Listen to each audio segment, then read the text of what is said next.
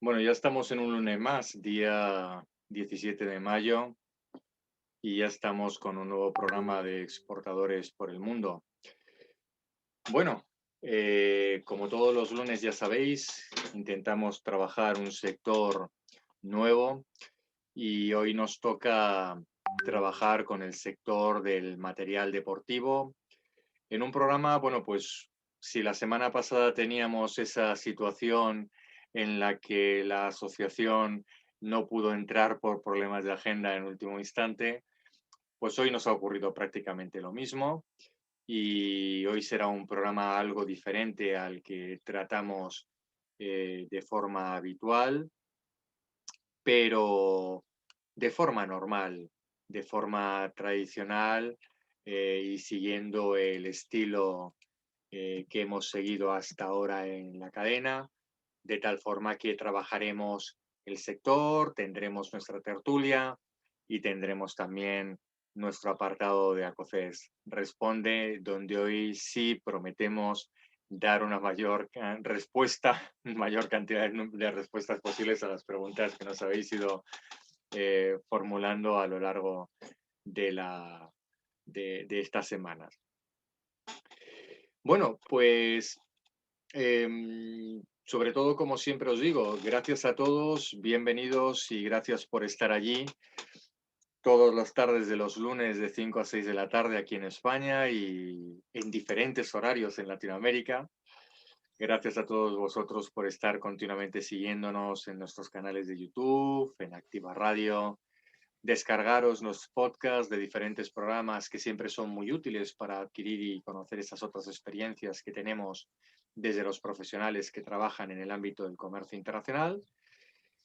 Y como siempre, como no, no vamos a dar por iniciado un programa sin agradecer a los patrocinadores de este programa, como es Banco de Santander, en su apoyo continuado en favor de la internacionalización, cada día con más productos, servicios, mejor orientación, más dedicación y más tiempo que nos prestan a las empresas, no solamente por la situación de pandemia, sino por la profesionalidad que lógicamente nos transfieren y nos transmiten y por el interés que tenemos todos de crear un equipo de Imagen España de cara al exterior. Por supuesto, también gracias a Infebex, a la Federación Nacional de Negocios Internacionales, con esa gran labor que realiza con otros países de Latinoamérica, estrechando lazos, estrechando relaciones, intentando alcanzar proyectos comunes, conjuntos, que favorezcan el desarrollo de la internacionalización entre ambos mercados. Y, por supuesto, a ACOCEX, a la Asociación Española de Profesionales de Comercio Exterior, que gracias a su red de profesionales, a las experiencias que nos transfieren, que nos transmiten a las empresas y emprendedores que consultan, se puede permitir, nos podemos permitir crear ese programa de tantísimo interés como es ACOCEX Responde y que, como todas las tardes de los lunes, pues luego tenemos a bien obviamente contestar algunas de vuestras preguntas, de las múltiples preguntas que hacéis, pero claro, todas no pueden entrar dentro del programa. Bueno, pues como decíamos en la entrada, esta tarde otra vez por cuestiones de agenda no pueden entrar nuestros buenos amigos de la Asociación Española que aglutina la parte del sector deportivo, del material deportivo. Intentaremos hacer lo mismo que hicimos la semana pasada, tener una entrevista fuera del programa, pero sí subirla a los podcasts y subirla a los canales de YouTube de Exportadores por el Mundo, Activa Radio y de ACOCEX, para que las podáis seguir y tengáis también la opinión y la idea que nos quieren trasladar desde la Asociación Española. Y cómo no, buenas tardes a nuestros invitados. Javier, buenas tardes, ¿qué tal estás?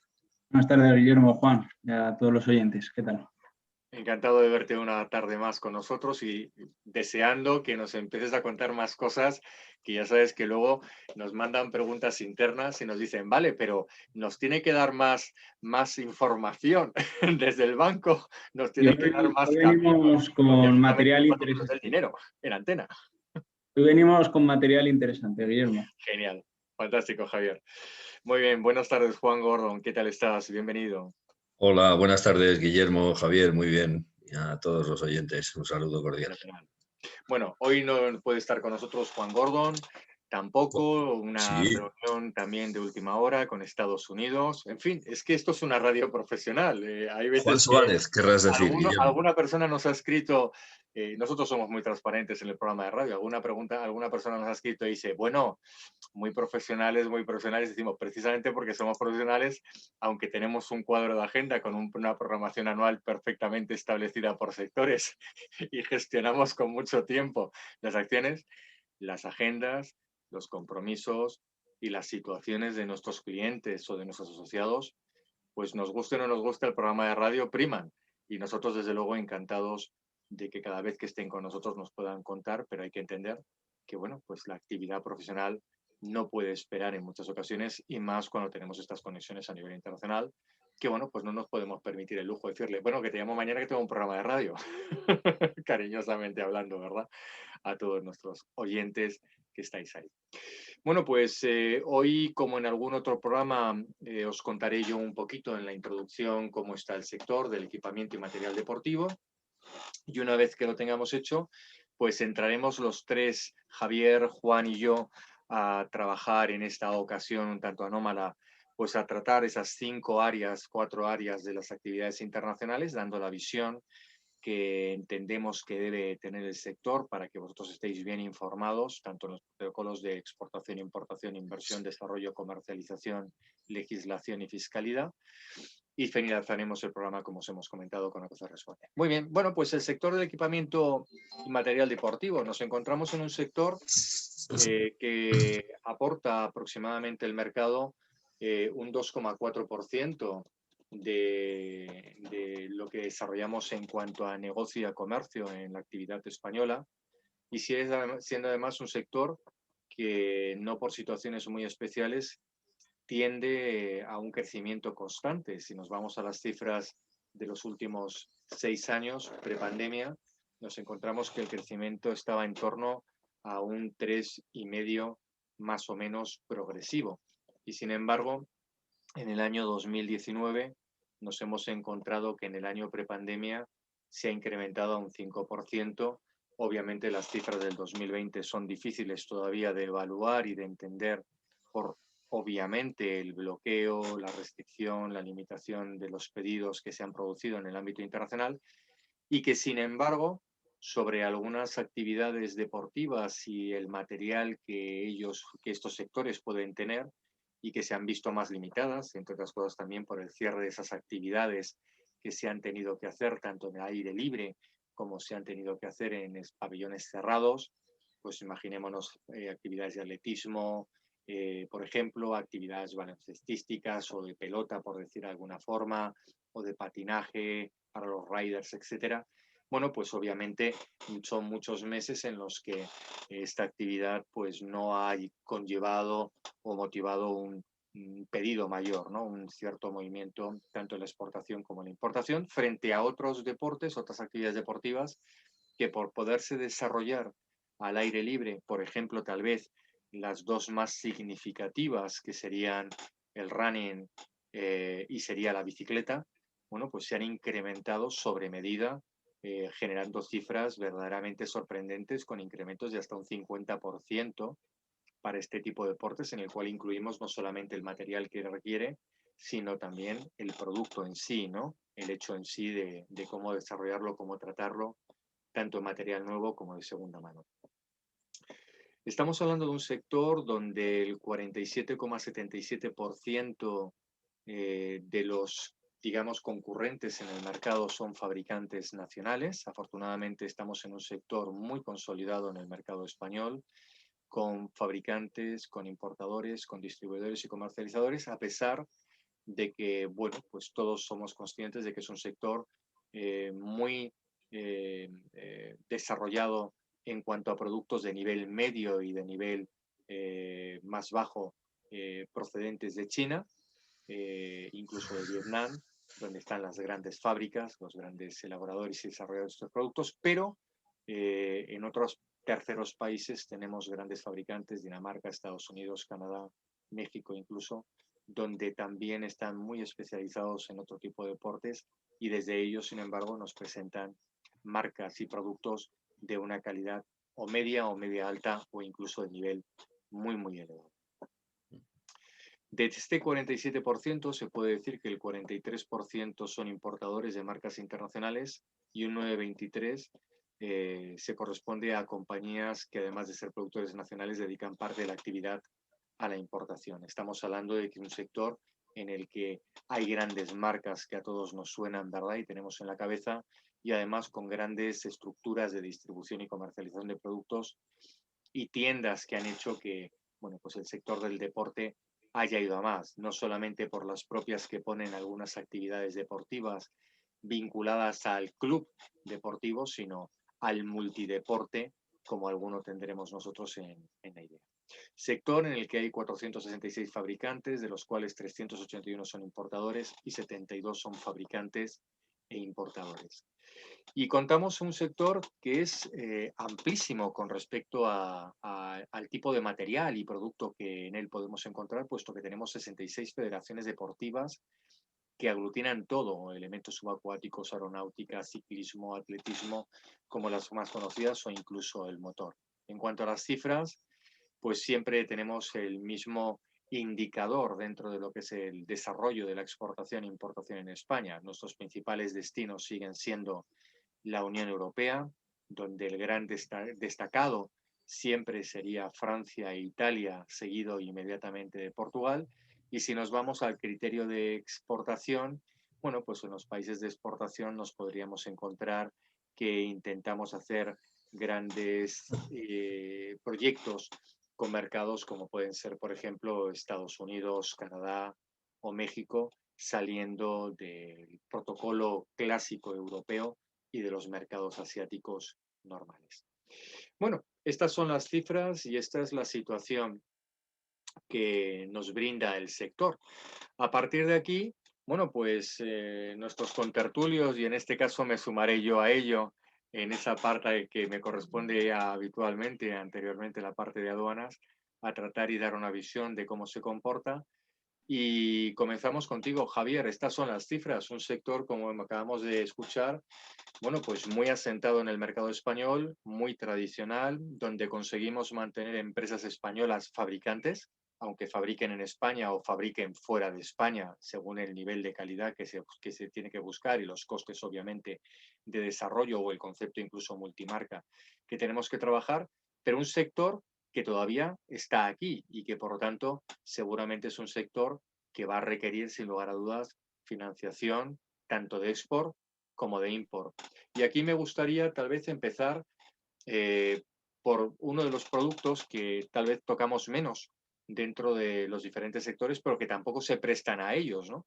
Que es el leasing, que podemos tener, por ejemplo, como uno de los productos tradicionales y que podrían ayudar en este caso a la importación. ¿Qué te parece a ti, Javier? ¿Cómo se comporta ese sector en vuestra posición?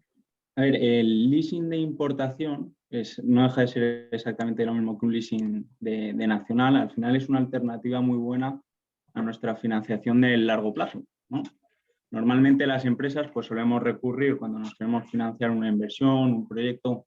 En este caso, oye, pues queremos comprar una maquinaria para ponerla en nuestra línea de producción en Alicante, pues para fabricar tejido, para fabricar, por ejemplo, maillots o culos de ciclismo. Normalmente recurrimos a los fondos propios o a una financiación a largo plazo con la entidad financiera. Bien, no solo debemos limitarnos a eso. Sí que es verdad que, y ahora con todas las ayudas que está sacando el gobierno, el recurrir a un préstamo a largo plazo pues nos puede facilitar mucho a la hora de recibir algún tipo de subvención, ¿no? Para mejoras dentro de la cadena de producción. Pero hay un producto, que es lo que estabas comentando, Guillermo, que es el leasing de importación o el leasing de nacional. Al final, lo que se diferencia con un préstamo a largo plazo, pues un préstamo que amortizas en 5 años con un año de carencia de capital, es que tiene unas ventajas fiscales, a diferencia de una financiación o un préstamo normal, que son bastante claras. Y te explico. Por un lado, un leasing de importación o de nacional nos permite financiar el 100% de la maquinaria, del inmueble, ¿vale? no deja de ser un contrato de arrendamiento financiero entre una entidad financiera y un particular. Entonces, si tú, por ejemplo, compras una máquina para producir o para sellar o para estampar los culottes y los maillots de ciclismo, la titularidad, la propiedad de esa máquina no la vas a tener tú, la va a tener la entidad financiera. Y a los 5 años va a haber una opción de compra con un valor residual que vais a acordar con la entidad financiera y que luego podrás ejecutar o no podrás ejecutar esa opción de compra. ¿Qué ventajas fiscales tiene? Por un lado hemos dicho que te permite financiar el 100% de la adquisición del material o del equipamiento, ¿vale? Por otro lado, te permite financiar lo que es el IVA de esa compra, porque al final, si el leasing te lo llevas a 5 años, pues el IVA, ese 21% de esa compra, lo vas a ir pagando en mensualidades a medida que pagas el importe del equipamiento. Eliminas cualquier tipo de riesgo comercial o financiero en la operación, porque al final quien compra ese material es la entidad financiera, ¿vale? Y la ventaja fiscal es que, al contrario que un préstamo, esa amortización del inmovilizado, en función de si eres una empresa mediana o grande, te permite duplicar, anticipar esa amortización de la maquinaria por 2 o incluso 3 veces si eres una empresa de reducido tamaño. Entonces, es una alternativa muy buena que, pues eso, no consume CIRBE, me permite financiarme el 100% de la compra, lo que es el coste del IVA, que al final es un 21%, pues oye, me lo puedo llevar a 5 años, no lo tengo que pagar de golpe. La entidad financiera, en el caso de las importaciones, pues se hace cargo de todos los trámites y todas las gestiones para poder despachar todo el tema en las aduanas y realiza todos los documentos pertinentes. Una opción muy buena, que está cogiendo mucha fuerza y que, al igual que, por ejemplo, pues una alternativa a la compra de un vehículo, pues tenemos lo que es el renting, que ahora lo vimos mucho, pues en el tema de inmovilizado, de compras de materiales para incluir, por ejemplo, dentro de la cadena de producción, pues el leasing es una muy buena alternativa. Excelente, excelente, Javier. De hecho, bueno, estamos hablando de hecho de un sector que requiere muchísima innovación, con lo cual podríamos casi plantearnos que muchos de estos fabricantes y productores que tenemos en España, muy probablemente los que todavía fabriquen aquí tengan sus estructuras con sus máquinas, su robot, posiblemente financiados o ya incluso pagados, pero claro, es un sector que requiere tanto I+D que seguramente van a tener que estar continuamente comprando módulos o planes o placas o algo y que no son precisamente baratos, y tener una herramienta de este estilo, pues obviamente facilita mucho el desarrollo de la actividad internacional en relación a todas estas modificaciones que el mercado, claro, nos está pidiendo continuamente.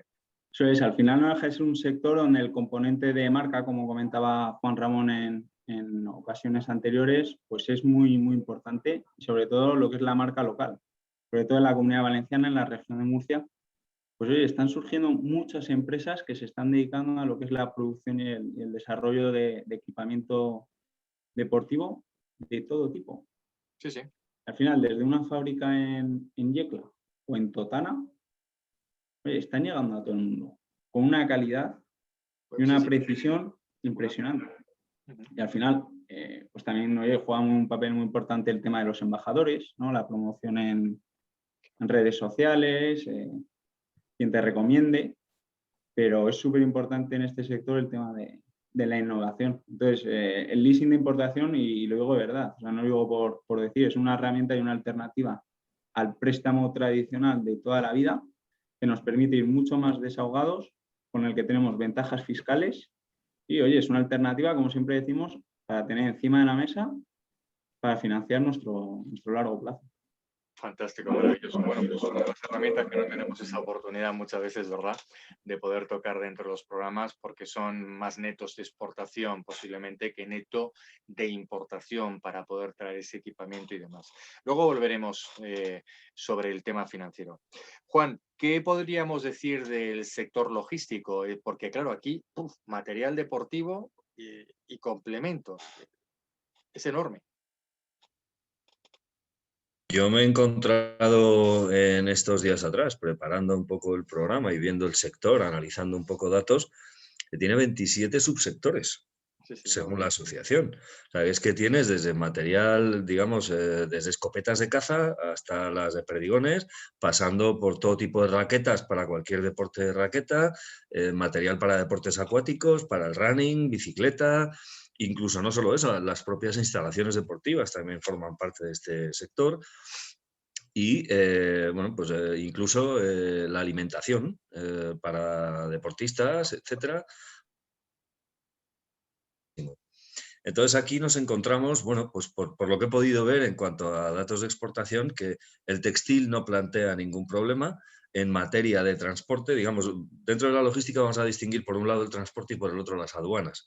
En perfecto. cuanto al transporte, pues lógicamente los productos que son más pesados, como esto que mencionaba antes, las armas, o incluso todo lo que son pesas, material duro, digamos, para el ejercicio de estos deportes, al ser un producto muy denso, pues obliga a desperdiciar mucho espacio en los contenedores. Pero por otro lado, pues todo lo que es material más ligero, como raquetas, todo el textil, yo qué sé, infinidad de productos, porque ahí puedes llevar balones, puedes llevar equipamientos pues, para clubs o para equipos deportivos, camisetas, todo lo que es el equipamiento. Eso tiene un llenado mucho más óptimo de los contenedores y permite, digamos, el envío de grupajes sin grandes complicaciones. Luego, con respecto al tema aduanero, me he encontrado en muchos países que es requisito imprescindible un certificado de conformidad, certificado de no contaminación en cuanto a productos que pueden generar residuos peligrosos, puesto que no olvidemos que hoy por hoy los materiales han avanzado mucho con esa I+D de que hablabais en este sector, que es fundamental, todo lo que es innovación. Hay fabricantes emblemáticos españoles. Analizando el sector he visto que uno de los más destacados es el fabricante Juma de material deportivo, pero no hay que dejar de lado, por ejemplo, vamos, de Joma, perdón, a Chiruca o a Salter, el fabricante de material para gimnasios, Gamo, Yuma, el fabricante de mochilas, tal, son fabricantes con una larga tradición española que han subcontratado parte de su fabricación en otros países o incluso ya están a la altura de grandes como Adidas, Nike, etcétera, en cuanto a la franquicia industrial, es decir, franquician a fabricantes locales la fabricación de sus productos en algunos casos y eso les evita exportación, pero les hace participar de esa internacionalización. Volviendo al tema aduanero, me encontraba, aparte de eso, con problemas de que en ciertos países pues es importante obtener una licencia de importación cuando el material va a ser utilizado por personas, sobre todo en el sector de ocio, y si hablamos de alimentación, lógicamente la lista de ingredientes tienen que estar aprobados por las autoridades sanitarias del país. Es un sector en el que no hay grandes aranceles, salvo Brasil, que es un país que aplica crestas arancelarias o barreras arancelarias a casi todos los productos, pero salvo eso, me ha llamado la atención un país como Estados Unidos, en el que si el producto viene de la Unión Europea, paga un arancel del 4,5% sobre el valor FOB, salvo que venga de dos países, que no sé cuánto material deportivo exportarán. Hablo de Corea del Norte y de Cuba, en cuyo caso pagan un 40% de arancel sobre el valor FOB. Es una curiosidad que me ha llamado la atención analizando estos datos. Luego, bueno, en algunos casos, por ejemplo, como Australia, sí es necesaria someter a cuarentena determinados productos, también por el tema COVID. Ahora mismo este protocolo pues, puede estar activo en más mercados. Yo solo lo he encontrado en Australia, pero claro, no he analizado los 234. Claro, no es una barbaridad. Sí, sí, pero bueno, en principio es un sector que no tiene restricciones arancelarias. Sí es necesario, lógicamente, una información previa mínima del país de destino sobre los requisitos de importación. Son muchas las partidas arancelarias, con lo cual hay que tener claro qué material vamos a exportar y bueno, pues investigarla un poco. Pero vamos, en principio es un sector, ya te digo, muy interesante, sin apenas barreras en todo el mundo y muy consumido, desde luego, en todos los mercados. Excelente, excelente, Juan. Luego volveremos otra vez a incidir sobre el tema logístico en cuanto a dónde se mueve más, si en el ámbito de transporte, si se está moviendo más en el ámbito marítimo, y luego también incidiremos una parte más en la parte aduanera para ver si es un sector que se acomoda también a utilizar estos regímenes aduaneros o especiales, por ejemplo, en el ámbito del stock. Javier, volvemos contigo. Por ejemplo, financieramente, dentro de la experiencia que tenéis y el conocimiento que tenéis en Banco de Santander de cómo se comporta este sector, y como tú bien dices, es que están luego además muy focalizados, muchos de ellos en la Comunidad Valenciana o en la región de Murcia, ¿no? Sobre todo en la zona levantina, ¿no? Es interesante saber la problemática que tienen, porque sobre todo en el ámbito de la divisa, porque aunque somos un poco recalcitrantes o reincidentes en los programas hablando de ello, es que realmente todos los días hay problemas. Es curioso, ¿no? Es curioso, ¿no? ¿Cómo lo ves? Porque estamos hablando de mercados tradicionales como son China, Estados Unidos, Vietnam, Corea, Japón, incluso muy importante a la hora de poder plantearnos y trabajar con material deportivo, ¿no? Yo aquí veo dos problemas, ¿no?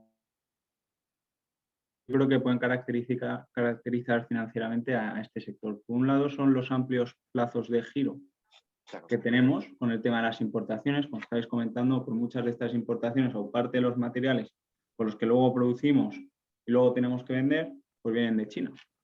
Entonces ahora sí que se está dando, y no solo en este sector, sino en el resto de sectores, que con el tema de la escasez de contenedores, el poco stock que hay en origen en China, en Asia, los plazos de giro se están ampliando bastante. Donde antes tú a lo mejor realizabas una compra, en 40 días tenías el material en España, producías y a los 30 días ya le dabas salida a esos materiales, pues nos estamos yendo de un periodo medio de 90 a 120 días pues a plazos más largos.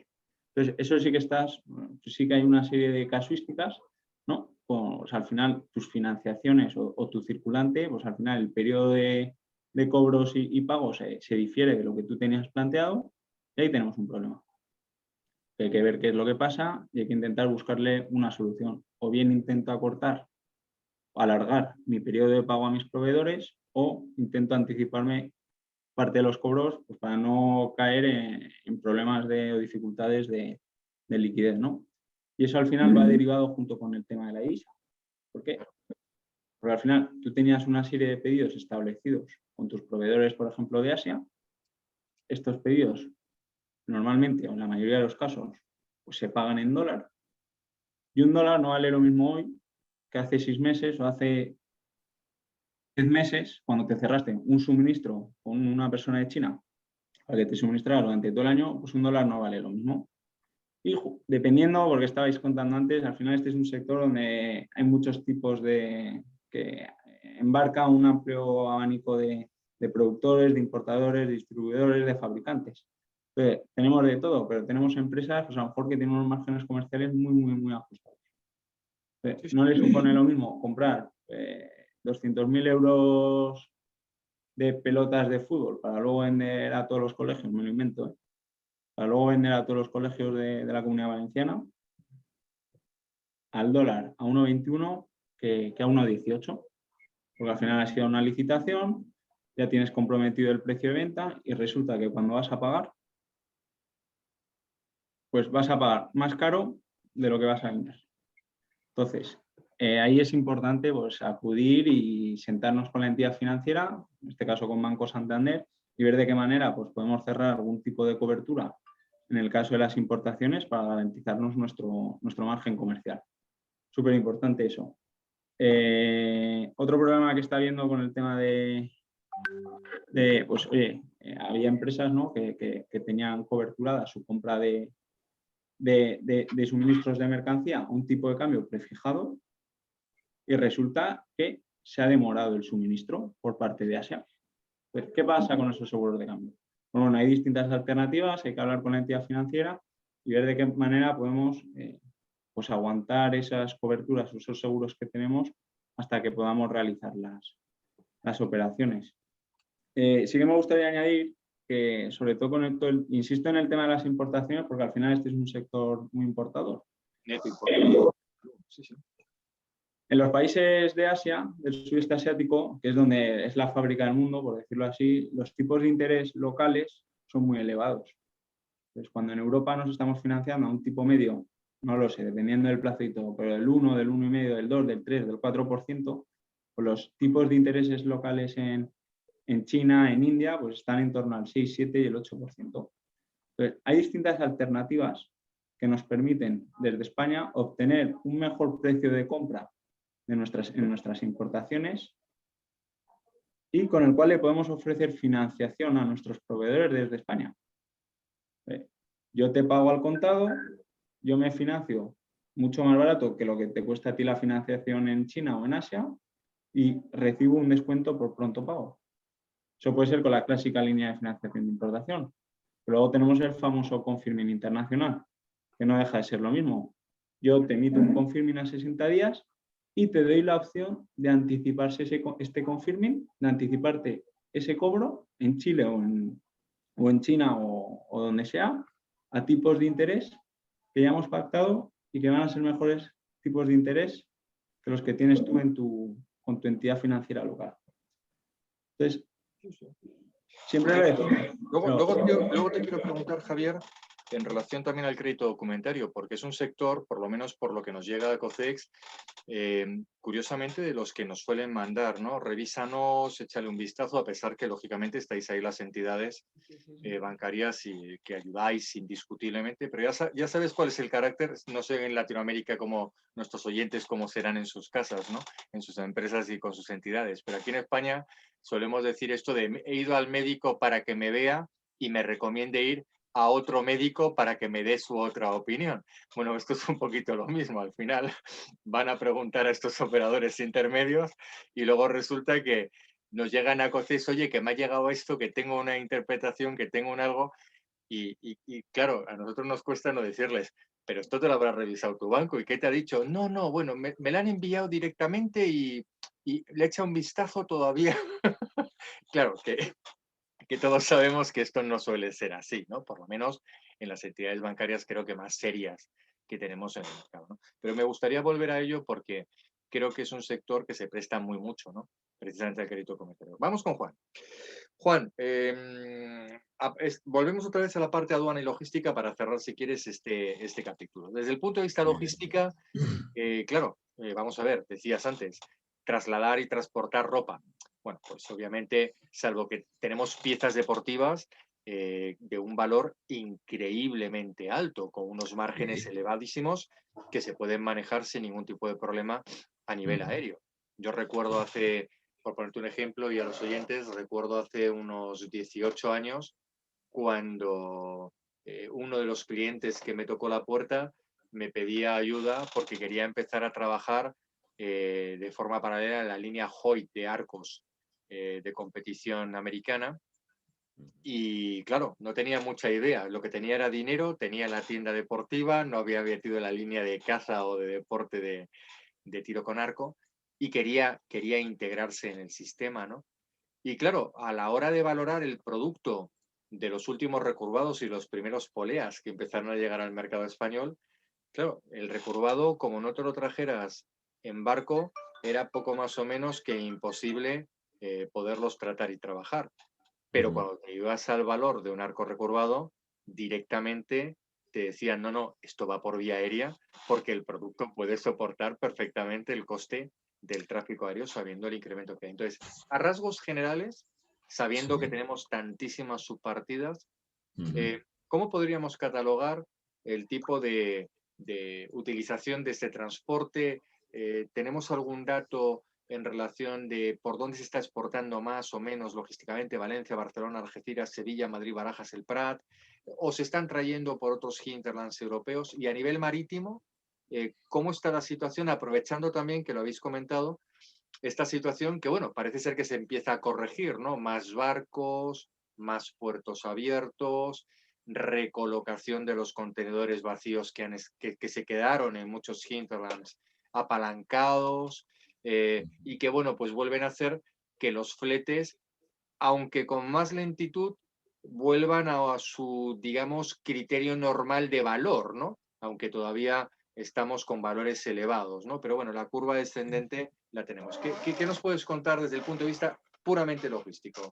Logístico Pues transporte. mira, empiezo de atrás hacia adelante, es decir, empiezo por lo último que comentas. Efectivamente, en este sector, como ocurre con el de los combustibles, me refiero al de los fletes internacionales, tanto marítimos como aéreos, tenemos el efecto cohete y el efecto pluma. Es decir, a Sí. la hora de elevar los fletes suben muy rápido y muy alto. Sin embargo, cuando se reducen o se normalizan las situaciones y hay que volver a las aguas a su cauce, pues cuesta más y va más lento, es el efecto pluma. Entonces, en el sector marítimo, de todas formas, todavía queda mucho camino por recorrer. Hay que tener en cuenta que el Ever Given, el barco que bloqueó el canal de Suez a principio del mes de abril, sigue todavía en manos de las autoridades egipcias, incluyendo sus más de 20.000 contenedores o cerca de 20.000, porque eran 18.000 y pico, con todo el perjuicio que eso supone para los importadores de esas mercancías que no las han cobrado, vamos, que no las han recuperado. Correcto. A eso hay que añadir que efectivamente, aunque los fletes están bajando algo, están bajando porque se han reconducido muchos flujos de mercancías por otras vías alternativas. Se está desarrollando mucho la nueva ruta de la seda terrestre por vía ferroviaria y vía rodada por carretera, y se ha acudido también mucho al sector aéreo. De hecho, las compañías aéreas están invirtiendo en nuevos cargueros puros, porque la crisis de la pandemia ha puesto de manifiesto que no había suficientes cargueros en las flotas. Una vez que se han paralizado únicamente los aviones de pasaje, que ha sido el subsector que más ha sufrido, no había cargueros suficientes para atender la demanda, con lo cual todos aquellos aviones que tenían configuración combi pues se han podido reconvertir de pasaje a carga y se han podido utilizar, pero no han sido suficientes. Entonces esto pone de manifiesto que todos los fletes, digamos que es un sector en el que todavía queda mucho por recorrer. Hay que replantearse muchas de estas cadenas de suministro globales que se están viendo muy afectadas. Y no solamente el COVID ha causado ese problema de desajuste de contenedores. Hay que pensar que hay mercados maduros, como es el caso, por ejemplo, de Estados Unidos o ocurre en Europa. Empieza a haber escasez de conductores de vehículos que trasladen esos contenedores de los puertos a sus lugares de descarga y que los lleven de nuevo a los puertos. Eso ha ralentizado mucho el flujo y hace que, como los contenedores no salen a un ritmo adecuado de los puertos, en lugares como Estados Unidos, en la costa oeste, por ejemplo, pues hay cola de semanas para poder atracar en el puerto correspondiente y descargar. Entonces se producen atascos y digamos, hay muchos fuelles que todavía hay que corregir para hacer que esta cadena vuelva a ser fluida y vuelva a tener un ritmo normal. Claro, y Eso que ya, lo que está afectando, obviamente, con carácter general a un gran número de sectores, exportadores e importadores. evidentemente, a todos, a todos. Yo cuando hablo en un barco, date cuenta que puede ir material deportivo, pero pueden ir chips, que es otro de los problemas que ahora se está Todo el material produciendo. informático que sabemos que está faltando ahora mismo y que estamos desabastecidos en Pero todas es las que, claro, es que los chips ya se incorporan desde en un cepillo de dientes hasta en un vehículo eléctrico. Y, por supuesto, en cualquier otro producto medianamente sofisticado de consumo, lleva siempre un chip para poder medir Bueno, y mucho o material realizar deportivo, ¿eh? Hay mucho cualquier material función. deportivo, no Claro, te voy a hablar de maquinarias especiales que tenemos en los famosos gimnasios, ¿no? Que están tan de modas por ahora, supuesto, sí, las lamentablemente, con el cintas, tema de las la pandemia, bicicletas pero elípticas, todo ese tipo de cosas, hemos pero redescubierto el también. cuerpo, ¿verdad, Juan? Claro, pero fíjate los relojes estos ahora que llevamos todos, que te mide el ritmo cardíaco, los pasos, no sé qué, pues todo eso también incorpora chips y mucho de esto viene de Asia. Y todo esto está provocando, ya te digo, una escasez importante de chips que afectan a prácticamente cualquier sector industrial, se está viendo afectado por Juan, esto. muy rápido, que se nos va yendo el tiempo. Y desde el Sí. punto de vista aduanero, ¿qué tenemos en este sector? ¿Es un sector que hace la importación a libre práctica a consumo de forma directa? ¿O también está utilizando perfeccionamiento activo de importación? ¿O al contrario, tenemos conocimiento de que es un sector de que está terminando el producto en terceros países utilizando un perfeccionamiento activo de salida?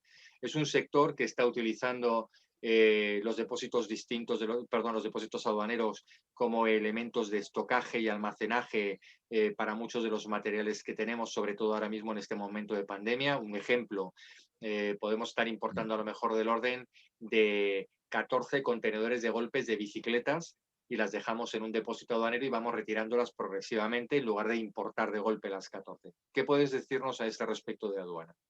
Pues hombre, te puedo decir que los depósitos aduaneros no se están utilizando demasiado porque lo que más se importa son componentes. Componentes que se incorporan en la fabricación y que muchas veces, dependiendo del ritmo de fabricación de las empresas, son por lotes, pero se importan pues, o los grupajes o los contenedores enteros y como la mayoría, el 90% de lo que se importa es para venta nacional, no se está aplicando el régimen de perfeccionamiento activo, que podría ser muy interesante si después vamos a reexportar ese producto ya terminado. Tanto en este sector como en todos, lo que es evidente es que la información es poder, ¿no? Y el hecho de estar al tanto de todos los procedimientos que nos plantea la aduana a la hora de realizar una importación o una exportación, pues es importante conocerlos y aplicarlos en nuestro propio beneficio, porque no hay que olvidar que todos estos procedimientos impuestos por la Unión Europea lo que buscan, aparte de otras cosas como proteger a la población, es indudablemente favorecer a las industrias europeas. Entonces, todo esto está puesto con sentido común y con cabeza y lo que tenemos es que aprovecharlo, indudablemente. Fenomenal, Juan. Bueno, pues entonces tenemos una visión. Desde el punto de vista jurídico, sí, para nuestros oyentes contar que tal vez lo más referente o lo más relevante que encontramos en este sector frente a otros programas es el elemento de la protección de marca. Estamos hablando en este caso que, bueno, son importantes los documentos mercantiles bien hechos, los contratos de compraventa, los contratos de fabricación, la cesión de fabricación de una marca en destino, pero tal vez el elemento más importante aquí es la marca seguido inmediatamente de la protección sobre el I+D+I que tiene o que representa este sector, ¿no?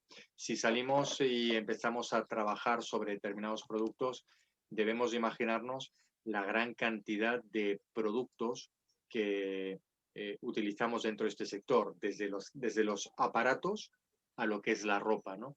Estamos utilizando materiales con fibras con un I+D+I muy, muy elevado, ¿no? Con una tecnología muy alta en el desarrollo de ellos, que si es para transpiración, que si es para elasticidad, por no hablar ya cuando nos vamos al deporte de élite, precisamente dentro de este marco. Por tanto, bueno, pues dentro de lo que sería la preocupación, dónde ponemos ese punto de preocupación, si el contrato tiene que tener más cláusulas o menos cláusulas, tal vez en este sector deberíamos decir desde exportadores por el mundo que eso llegará y también tendremos que verlo, pero fundamentalmente hay que proteger la patente, el registro, el desarrollo que se ha podido hacer sobre el producto y desde luego la marca en terceros países. Sí. Para Hay luego un apunte, Guillermo. terminar con Javier, sí, dime Un Juan. apunte muy breve. Ojo con México, Brasil y China. Son 3 países en los que la protección de la propiedad industrial se respeta poco o nada. Correcto, ¿Vale? lo tenemos muy claro y gracias por el apunte, siempre es bueno y Sí, siempre es que nuestros oyentes tengan en cuenta pues desde nuestras experiencias, eso es. lamentablemente, pues Sí, contar también este tipo de situaciones que son reales, ¿verdad?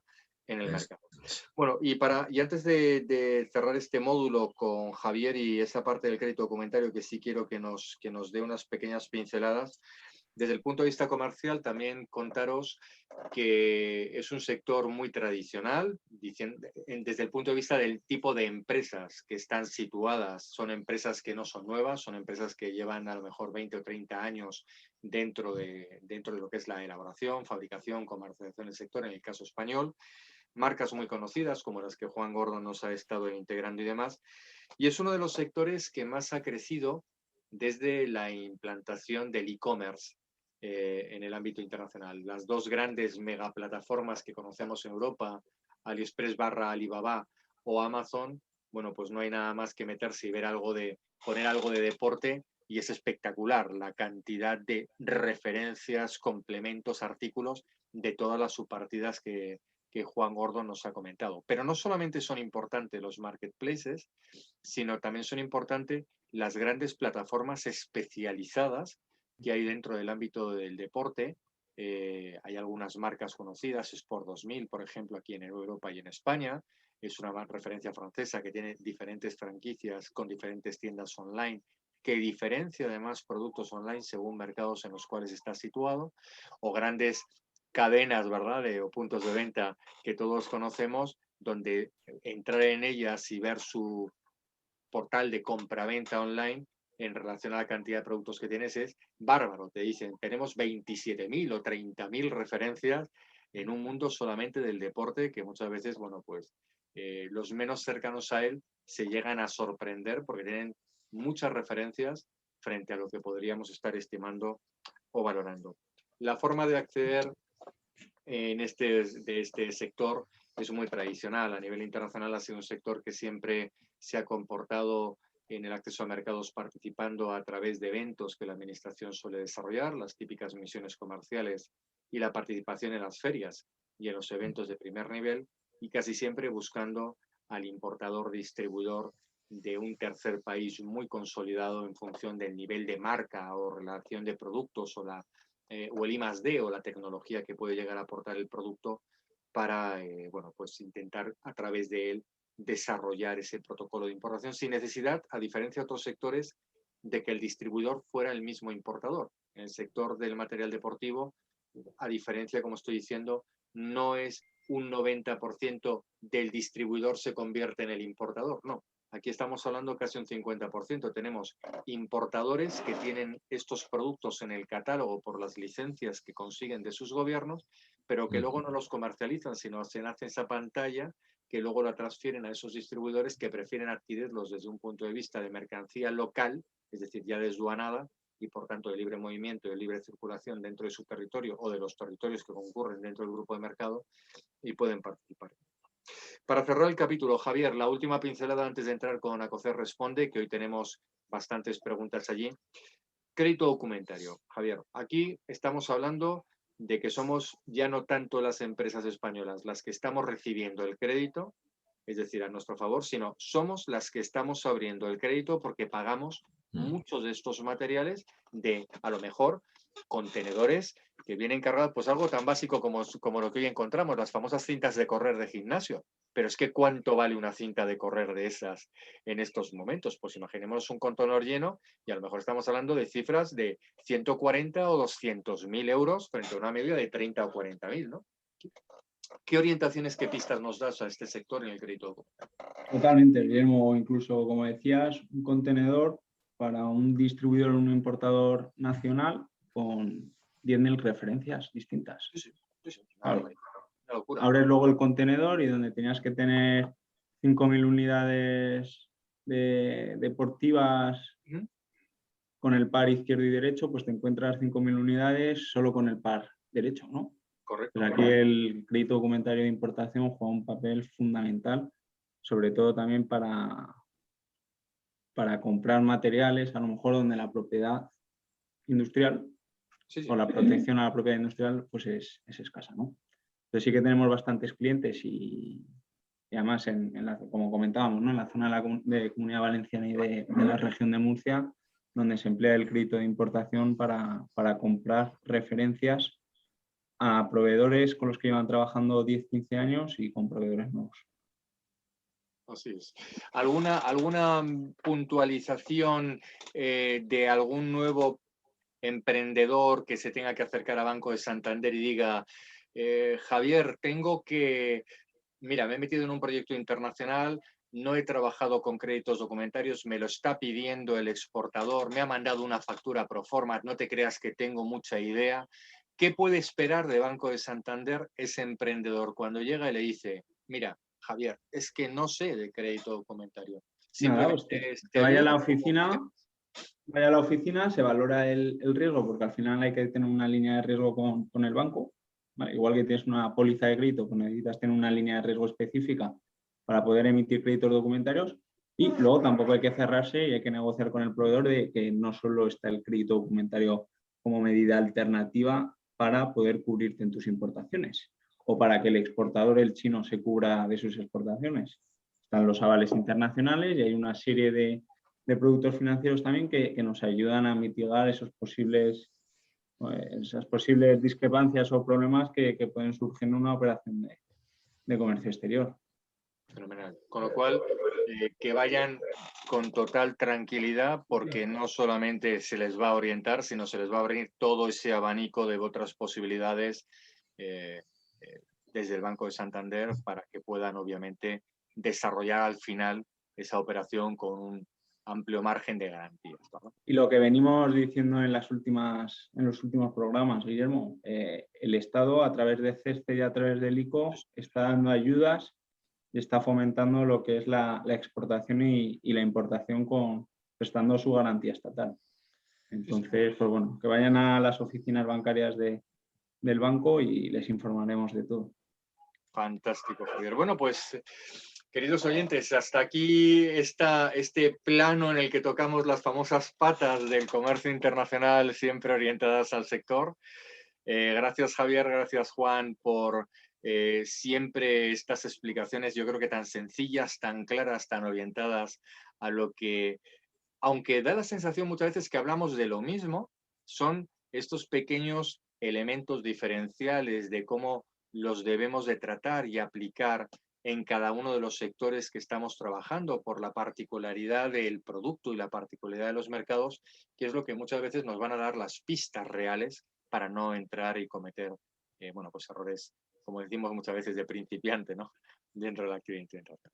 Fenomenal. Bueno, pues nos vamos a la última parte del programa y nos quedan, en esta ocasión, Juan, por fin disponemos de tiempo para poder atender un gran número de Las preguntas consultas. Bien, que bien. tenemos de nuestros oyentes, porque hay alguno que sigue mandando emails diciendo que yo os mandé una pregunta en el programa 12 y todavía no me lo habéis contestado. Dice, Bien, bien. no te preocupes, Claro, que te la contestamos seguro y a lo eso mejor ha es. habido un despiste o algo y no. Así que, Juan, No, sí. ¿te parece? Te voy a ir proponiendo algunas de las preguntas que nos han ido entrando Bien, a lo largo de esta semana con carácter general y sí. aunque tenemos ahí 7 minutitos, vamos a ver si seleccionamos 4 o 5 y de forma, ya sabemos, precisa y concreta, si es factible, pues podemos dar Vale. respuesta a nuestro oyente. Nos Sí, dice claro. Marta. Dice, estoy empezando y quiero exportar producto cosmético a Perú y Chile. ¿Podrían orientarme en cuáles son los primeros pasos que debo dar? Soy autónoma y mi idea es exportar a través de mi página web. Gracias. Bien, bueno, pues si está iniciándose el sector de la cosmética, podría ser en cuanto a requisitos de entrada en los países muy similar al farmacia y parafarmacia. Es decir, son productos que van a ser aplicados sobre el ser humano y eso implica una serie de controles estrictos. Entonces, si se centra en Perú y Chile, pues mi primera recomendación es que contacte con las autoridades sanitarias de estos dos países para ver qué ingredientes están prohibidos o en función de la composición de los productos que ella quiere vender, que contraste si está autorizada su venta libre o hay algún tipo de restricción. Para ello, pues yo creo que en Acocex estaremos encantados de atenderla porque además tenemos la línea Natura Acocex donde podemos dar respuesta a este tipo de consultas relacionadas sobre todo con cosmética. Fenomenal. Hoy Pues por hecho, fantástico, Juan. el tema web no entro a valorarlo porque habría que ser un experto online, pero evidentemente una buena página web bien posicionada, etcétera. Eso ya doctores tiene la Santa Madre Iglesia, ¿verdad? La mejor Que, recomendación entonces es que se ponga en contacto con Acocer Responde, que obviamente la exactamente, atenderemos paso a paso, que son exacto. muchos los que hay que dar para Son poder muchos, atender. sí. Vamos con la Eso siguiente, es. Jaime. Juan. Dice Jaime, perdón. Dice, no sé si, perdonadme aquí en esta pregunta, porque acabo de ver el encabezado, no sé si vas a ser Juan tú o va a ser Javier Serrano. No sé quién de los dos nos va a contestar, pero pregunta Pues Jaime mira, esto. He yo le recibido doy un crédito la respuesta hipotecario. inicial y luego Genial, que aporte Jaime, Javier, excelente, que dice. Javier profundice, eso es. Eso es, dice, he recibido un crédito documentario a mi favor y tengo una duda, ya que me pide, además de los documentos normales, un efecto bancario. ¿Qué es esto? ¿Cómo lo consigo? ¿Y cómo se presenta? Bien, Yo tengo, no sé si por perro viejo, tengo la suerte de haber visto créditos documentarios en los que se negociaban efectos en su momento. Un efecto no es otra cosa que una letra de cambio o un pagaré. La letra de cambio la emite el librador, que es el exportador, contra un importador que bueno, pues debe firmarla. Normalmente esto se acompaña con la documentación del crédito y uno de los requisitos es que el importador, para poder disponer de la documentación, debe firmar, aceptar ese efecto. Generalmente cuando es para pago diferido, si es para pago a la vista no tiene mucho sentido. En el caso del pagaré hablamos de lo contrario, es decir, es un reconocimiento de deuda que hace el importador, que firma un documento en el que se compromete a pagar, en inglés se denomina promissory note, y se la tiene que hacer llegar al exportador para que en el momento del cobro la pueda presentar a través del banco. Entonces el banco no solamente paga, también acepta efectos, negocia, en fin, hace una serie de cosas que ahí nuestro compañero Javier le puede dar una explicación mucho más detallada. No, sí, ya lo has explicado muy bien, Juan. Lo que pasa es que al final no se está utilizando mucho. Tú al final, como exportador, tú un crédito documentario lo puedes aceptar o lo puedes rechazar. Claro. Entonces, al final, lo que hay que tener en cuenta es que todos los documentos que vayan requeridos dentro del condicionado del crédito documentario, asegúrate que los puedes cumplimentar en tiempo y forma para cumplir con tus obligaciones y así asegurarte el cobro del mismo. Correcto. Entonces, hoy en día no se está utilizando mucho ese tipo de... No se incluye dentro de los créditos documentarios en la mayoría de los casos. Salvo cosas va a ser la anécdota, Javier. Va a ser la anécdota que tenemos de que este hombre, bueno, pues lo ha recibido y le piden un efecto. Bueno, pues, sí. Pues eso. Una pregunta que a mí se me queda... Pero tenemos modelos, en el banco, Guillermo, disculpa, en el banco tenemos modelos y en ocasiones puntuales, pues algún cliente nos lo ha pedido, tenemos modelos para hacer ese tipo de notas y incluirlas, ¿vale? Para que no se sienta... Por matizar muy rápido, tanto Juan como Javier, se lo están pidiendo, por lo tanto, ¿cuándo se presentaría? ¿Con la documentación normal o tiene un plazo de presentación fuera de la documentación normal? Tiene que viajar con todos los documentos al importador. O sea, dentro del plazo de tiempo que están establecidos para poder presentar documentos. Te tienen que presentar, tienes 21 días para presentar los documentos. Yo por la pregunta deduzco que es así. Es decir, es un documento más de los que pide el crédito, porque tengo una duda, ya que me pide, además de los documentos normales, un efecto bancario. Si no sabe o no tiene un modelo, que nos lo pida, que nosotros se lo podemos proporcionar. Genial, excelente. Bueno, vamos a la siguiente pregunta. Muchísimas gracias. Juan, dice Laura. Hola, tengo una consulta. Dice, ¿es necesario pasar control SOIBRE siempre para exportar aceite de oliva? Y si fuera así, ¿por qué? Bien, a la primera pregunta contesto con un sí categórico. ¿Por qué? Pues porque, claro, es una norma legal que está consensuada entre una multitud de países y se exigen unos a otros. El certificado SOIBRE no es otra cosa que un certificado de calidad. Entonces, emitido por las autoridades sanitarias del país emisor. Entonces, es necesario, siempre que exportemos un producto agroalimentario, que las autoridades sanitarias correspondientes, el Ministerio de, en este caso, Agricultura, a través de sus delegaciones territoriales, debe emitir un certificado acreditando la calidad de ese producto que va a ser consumido por las personas en otro país. Y eso es de gran importancia porque, en fin, cualquier aduana lo va a exigir. Y esto, pues es así, digamos que por ley. Perfecto. Perfecto, bueno, pues ya está. Yo creo que con esto queda claro. Y nos vamos a la última, vamos a meter la última, que nos queda un minutito de programa, seguramente que puede ser muy rápida porque también es de las muy interesantes y muy frecuentes. Dice Juan José, ¿me podrían explicar la diferencia entre el código del sistema armonizado y el código TARIC? Pues mira, en las 4 primeras cifras no existe diferencia, puesto que los dos códigos se han unificado en ese aspecto. El código TARIC es el código desarrollado por la Unión Europea y el código armonizado es el código que puso en marcha la Organización Mundial de Aduanas en el año 50, me parece. Ese código, es decir, ambos han ido evolucionando con los años, pero se han mantenido los 4 primeros dígitos que son iguales en ambos códigos. Luego ya puede variar la subpartida aplicable y demás, pero es indispensable conocerlo para poder aplicar los aranceles correctamente.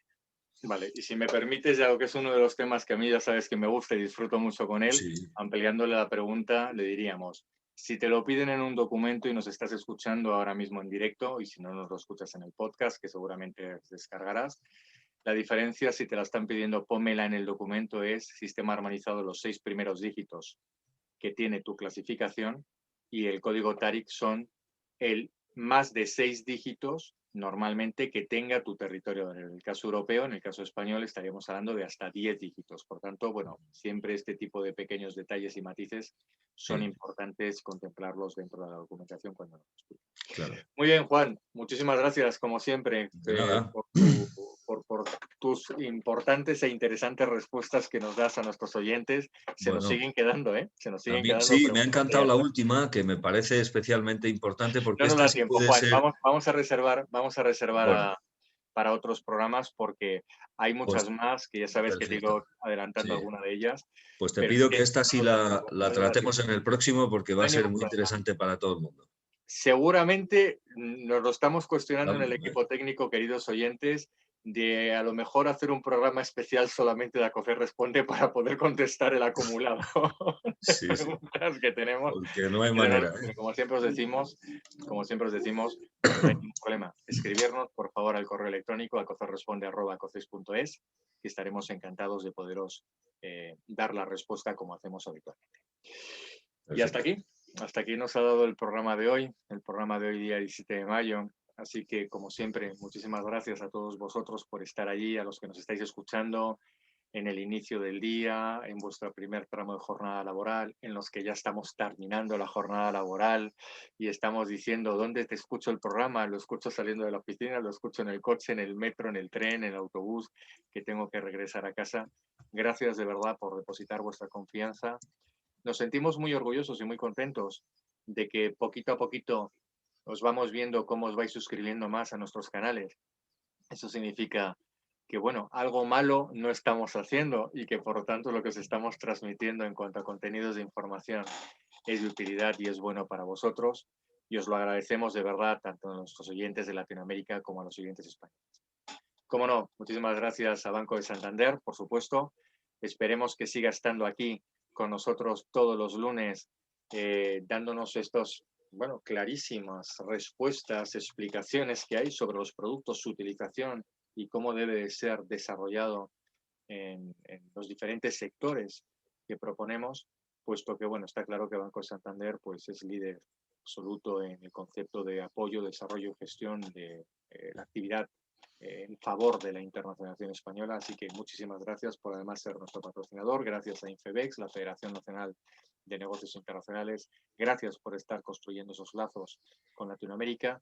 Y, cómo no, gracias a la Asociación Española de Profesionales de Comercio Exterior, a todos nuestros asociados que estáis ahí continuamente aportándonos experiencia y sapiencia para que no solamente nosotros, sino también las empresas españolas y las que no son españolas puedan beneficiarse de una respuesta técnica en relación a lo que son las necesidades y el evitar problemas innecesarios. Javier Serrano, muchísimas gracias por tu participación, como siempre. Muchas gracias a vosotros, Guillermo. Juan, un abrazo. Muchísimas gracias, Juan Gordo. Gracias, igualmente. Pues muchísimas gracias a todos nuestros oyentes. Buenas tardes y hasta la próxima semana. Hasta la próxima. Adiós.